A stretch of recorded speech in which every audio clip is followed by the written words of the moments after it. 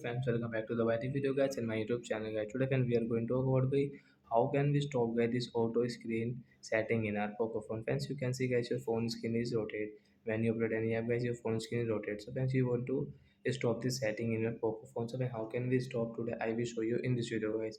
So before starting video friends, first of all go and subscribe the channel guys, click the bell icon and like my video guys. So first of all guys we will on our phone setting guys. After on phone setting guys, scroll it friends, you can see this type of settings. So how can you stop your auto screen setting guys? Click on guys display setting guys, tap again, scroll guys, you can see guys your auto rotate screen setting friends. You can see this icon on your screen Poco phone, so you will have to tap here, then guys the screen will stop and guys you can use your phone without this rotate screen guys.